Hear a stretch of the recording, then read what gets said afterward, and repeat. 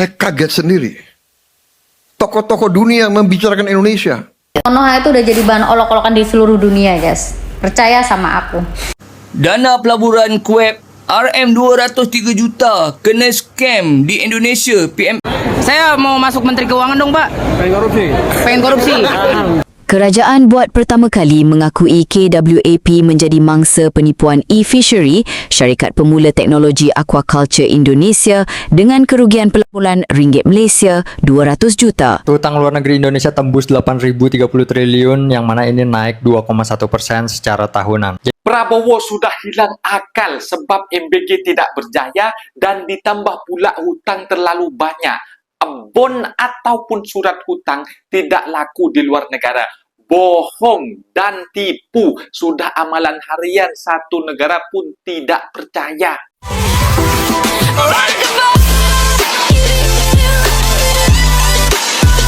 Assalamualaikum warahmatullahi wabarakatuh. Jumpa lagi para sahabat dan teman-teman dengan Mas Farhan. Gimana kabar-kabarnya? Semoga kalian semuanya sehat-sehat saja. Yang baru bergabung di videonya Mas Farhan, terima kasih banyak-banyak yang sudah setia menonton di channel ini. Saya doakan semoga kalian semua dimurahkan rezekinya, dipanjangkan umurnya, dijauhkan dari malak bahaya oleh Allah Subhanahu wa taala.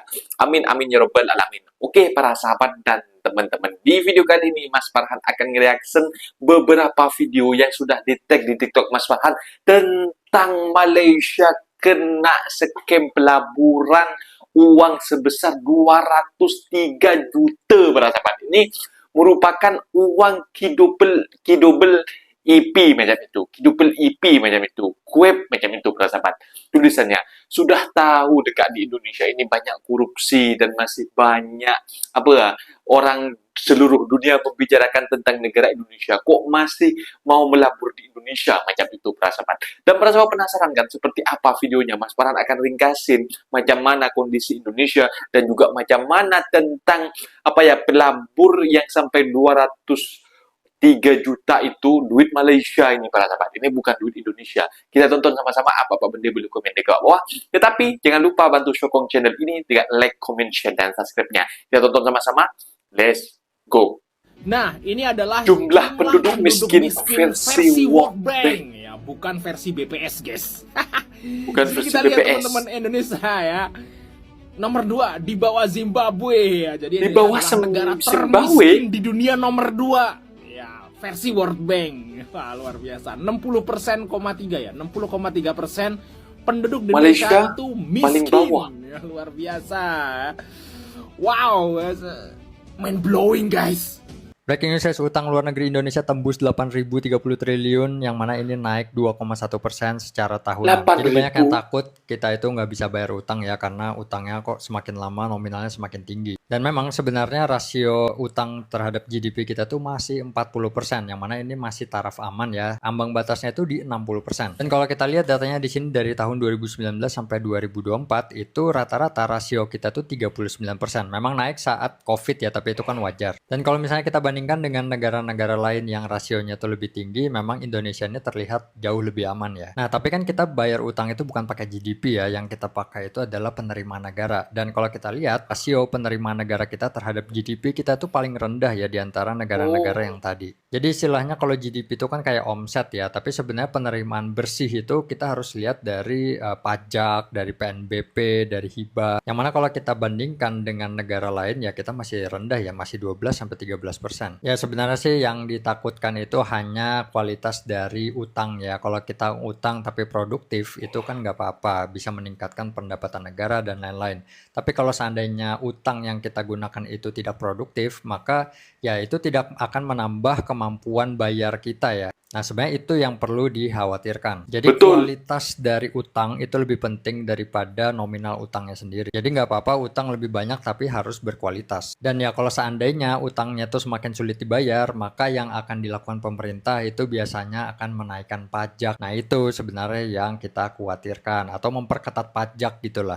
Karena ya kalau pemerintah kita kayaknya dari sisi PNBP itu kayaknya kurang bisa dimaksimalkan ya kalau gue lihat misalnya penerimaan dari selain selain pajak. Jadi ya ujung-ujungnya yang kena kita lagi, ya takutnya begitu. Negara kita jadi olok-olokan lagi sama presiden ini terkenal ya guys ya. Prabowo temui Eric Trump jadi olokan Jimmy Kimmel. Mau rupiah banyak, telepon saya katanya lanjut. Mau rupiah Itu udah banyak, jadi bahan telepon olok-olokan saya. di seluruh dunia guys. Percaya sama aku. Di saat aku ketemu orang ya, pas aku keluar, aku bilang aku dari Konoha. Mereka tuh kayak langsung mukanya tuh kayak gitu loh, ngerti kan? Terus apa namanya, nggak sampai di situ juga. Ingat ya yang komedian Italia yang ada orang mau jawab terus kamu tanya dari mana, dari Konoha alias Indon, langsung kayak korupsi ya. Sampai orang-orang luar tuh terkenal banget guys. Negara kita tuh negara terkaya, nikel ada, batu bara ada, minyak ada, semuanya ada. Tapi negara kita tuh jadi negara termiskin nomor 2 loh. Rakyatnya tuh maksudnya miskin gitu loh, nomor 2 loh. Gila nggak sih? Negara kita tuh apa aja subur guys. Di sini aja mau dapat matahari kayak gini itu nunggu bulan berapa? Bulan 5 akhir, bulan 6, bulan 7, bulan 8. Ya kan? Hari-hari biasa kemarin baru datangnya dinginnya minta ampun gitu loh. Semua tumbuhan modar, ya kan? Negara kita celup hidup, nanam apa aja hidup. Tapi ya karena pemimpinnya rakus gitu loh. Dan ingat gak dulu waktu penjajahan Belanda, ya kan? Kan kalian dengar kan kerja paksa kan, katanya mereka nggak digaji. Sebenarnya nggak guys, sebenarnya Belanda itu ngebayar. Jadi Belanda itu ngebayar dikasih ke kepala desa di situ ini buat bayar mereka, dan mereka kerja paksa. Yang kerja paksa itu orang-orang kita malah yang nyuruh kerja paksa. Dan kalian tau gak sih ternyata uangnya tuh diuntal sendiri sama itu kepala daerah, nggak dibayarin mereka sampai mereka tuh pada ya udah kelaparan metong zaman dulu ya guys. Jadi sebenarnya yang jatuh orang kita. Jadi kita tuh sebenarnya udah dijajah sama orang kita sendiri dari zaman dulu, nenek moyang kita gitu loh. Makanya apa ya, yang patut kalian syukur itu ya orang-orang yang zaman dulu pejuang kayak Pangeran Diponegoro, yang zaman-zaman dulu itu mereka berjuang melawan Belanda dulu ya. Itu kalau sekarang kemarin ada penghargaan presiden yang nomor 2 dikasih penghargaan katanya pahlawan dari mananya? Ya kan perang juga kagak, memimpin sampai puluhan tahun. 7 turunan gak habis-habis, anaknya beranak pinak, kawin cerai, aduh sumpah. Jadi intinya ya, yang patut kita hargai itu zaman-zaman dulu itu. Betul. Kayak cunya dia yang dulu berperang, yang bener-bener kayak merebut negara kita gitu loh. Itu yang patut kita hargai. Dan gak sampai di situ, sekarang kita bikin joke sama orang Amerika seperti itu. Kalau mau rupiah banyak, sini minta ke saya, saking di joke-nya guys. Bayangin aja rupiah tuh udah bener-bener anjlok banget, gak sih? Gila gak sih? Jadi apalagi nanti kalau ini deh bener-bener gak di stop, udah deh. Ampun, mungkin negara kita bisa dilelang nih 5 tahun ke depan. Ya udah kalian ya, tapi sebenarnya bagus sih guys, negara kalau yang megang bule itu malah maju sih. Kalian bisa pikir gak sih negara kalau megang bule itu maju? Contoh, mohon maaf nih ya, aku nggak membenarkan untuk mengambil negara orang, tapi Amerika ya kan, lihat Amerika termasuk sekarang maju karena ya pendatang Amerika, dan mereka nggak orang Amerika ya gitu kan, malah mereka ngebully pendatang padahal mereka yang pendatang, tapi maju gitu loh, ngerti kan? Maju gitu kan. Australia coba termasuk maju dong, walaupun itu direbut secara nggak bener. Mungkin kalau Konoha ini dipimpin sama orang luar, which is ada korup, mungkin negara kita tuh sangat-sangat kaya, apalagi pengelolanya tuh benar ya kan. Hutan berlimpah, air kali berlimpah, musim panas, gak ada tuh musim salju sampai pohon pada mati, binatang pada mati ya kan. Binatang apa aja, punya di sini aja Scorpio alias apa sih namanya binatangnya itu, gak ada di sini ya kan. Ular aja ada beberapa jenis doang, nggak sebanyak kita yang banyak banget. Buaya aja di sini kagak ada, adanya buaya darat. Lanjut. Jadi sebenarnya negara kita tuh buaya banget. Kalian mimpin tuh bener, nggak ada korupsi ya. Gimana korupsi nggak kayak raja? Hukumannya juga sangat.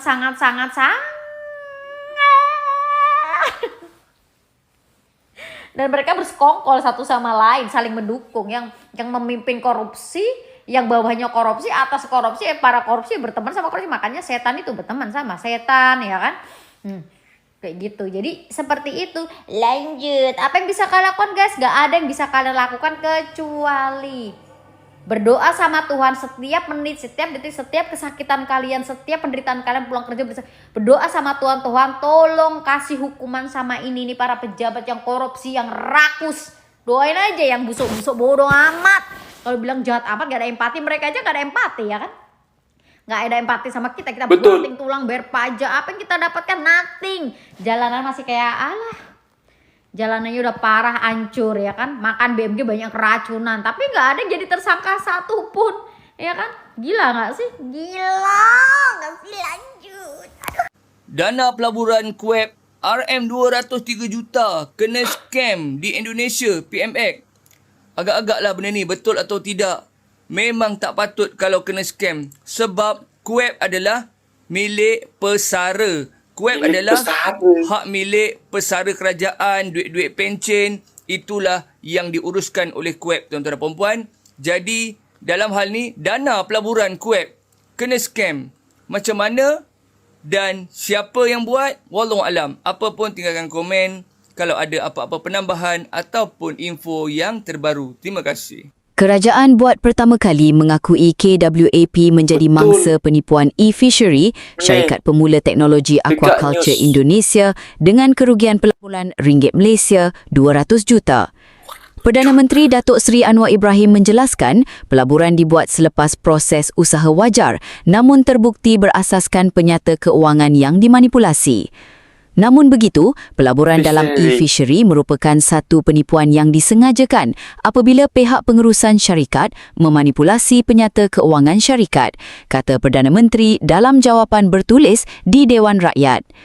KWAP dilaporkan melabur 47.7 juta dolar Amerika, kira-kira ringgit Malaysia 200 juta pada Julai 2023. Ketika itu, syarikat berkenaan dipromosikan sebagai syarikat teknologi yang berpotensi merevolusikan industri penternakan ikan dan udang melalui penggunaan teknologi digital.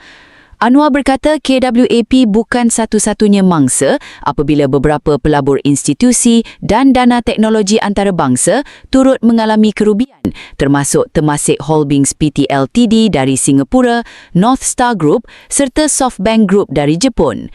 Tahun lalu, pengasas Jepun bersama juga. e-fishery, Gibran Huzaifah, dijatuhi hukuman penjara 9 tahun oleh Mahkamah di Bandung selepas disabitkan atas kesalahan pecah amanah dan pengubahan wang haram. Gibran Huzaifah pengasas bersama e-fishery yang mencetuskan skandal keuangan terbesar ASEAN. Saudara, saya dah perhati lama satu isu ni dan saya hairan kenapa isu ni tak viral. Adakah sebab ahli politik sedang asyik berkempen sampai terlepas satu isu yang patut mereka perjuangkan, iaitu isu kumpulan wang persaraan penjawat awam Malaysia telah ditipu 200 juta ringgit oleh sebuah syarikat dari negara jiran. Mereka ni menipu dengan cara memanipulasi data. Prestasi syarikat diperindahkan. Konon keuntungan sekitar 16 juta US dollar. Rupanya mengalami kerugian lebih 30 juta US dollar. Mereka kata dah terjual ratusan ribu unit tapi sebenarnya 400 je. Mereka buat ni sebab nak yakinkan pelabur untuk terus serta dengan mereka. Termasuklah Malaysia, KWAP. Tapi jangan tuding KWAP ni lemah kena tipu. Sebab pelabur yang turut terkesan ialah Aquaspark dari Belanda, Temasek dari Singapura, SoftBank dari Jepun dan G42 dari UAE yang melabur semua syarikat bertaraf antarabangsa, membuatkan penipu ni jadi syarikat berstatus unicorn. Kes ni memang dah viral di negara jiran sampai CEO syarikat mereka telah dipenjara, didenda 1 bilion duit mereka. Kalau kita tukar ke ringgit, baru 200 ribu ringgit. Sedangkan KWAP rugi sebanyak 200 juta ringgit. Ini wang persaraan penjawat awam Malaysia. Justru rakyat berhak mendesak agar semua undang-undang dan usaha pemulihan aset terus digerakkan. Kita kena viralkan sebab kalau tak hanya pandai buka kepala ambil otak tapi tak tahu tuan tubuhnya. Nah, itu dia para sahabat dan teman-teman. Video yang sudah kita simak bahwasannya Indonesia sudah diliput di media-media asing internasional. Bahkan kalau orang Indonesia sendiri pun pergi berlibur ataupun pergi turis ke Italia, ke Jerman, ke Amerika, bahkan menjadi olok-olokan para sahabat. Malu macam kakak tadi itu. Indonesia memang kaya dari segi alam, minyak, dan juga batu bara, nikel, semuanya ada. Tetapi korupsi di Indonesia, para sahabat, mega korupsi dari atasan sampai ke bawah, itu yang dipikirkan untuk memperkaya diri sendiri, bukan untuk mensejahterakan masyarakat. Macam itu, para sahabat. Jadi, ini ternyata aku tengok terkejut apabila pelabur daripada Malaysia itu yang merupakan Kidubel EP ini, para sahabat. Kidubel EP yang merupakan rugi sampai 203 juta. 203 juta ini bukan 203 juta rupiah Indonesia, melainkan ringgit Malaysia, para sahabat. 203 juta. Bayangkan ini katanya ketika mereka nak berinvestasi dengan Eviseri itu, para sahabat, nama nama perusahaan yang ada di Indonesia, Eviseri ini, katanya mereka datanya dimanipulasi, merupakan angka statistik mereka bagus macam itu, dan juga penjualannya juga bagus macam itu. Bahkan bukan setakat daripada Malaysia, ada juga yang menyebutkan dari Singapura sudah kena tipu, dari teknologi, dan juga dari Jepun, dan juga dari UAE para sahabat. Ini memalukan. Bahkan ada yang mengatakan keluar-keluar di Indonesia bahwasanya uang tersebut katanya untuk bayar utang macam itu. Aduh, malu para sahabat. Indonesia ini kok korupsi-korupsi terus macam itu. Macam mana nak negara luar sana di dunia ini percaya kepada kita kalau hanya sikit-sikit nak menipu, sikit-sikit nak korupsi macam itu. Cobalah macam itu. Perbaiki diri kalian ini, Indonesia ini. Bangun pondasi, bangun kepercayaan investor-investor. Patutlah rupiah selalu terpuruk pada sahabat. Rupiah tidak bisa naik-naik, bahkan dinaikkan suku bunga, disuntik dengan aset, disuntik dengan dana ratusan miliar. Itu tidak menarik investor-investor asing karena dekat Indonesia ini teruk. Mungkin videonya sampai di sini para sahabat dan teman-teman. Apabila ada kata benda yang silap, Mas Farhan minta maaf sebesar-besarnya. Mohon dibenarkan di kolom komentar. Assalamualaikum warahmatullahi wabarakatuh.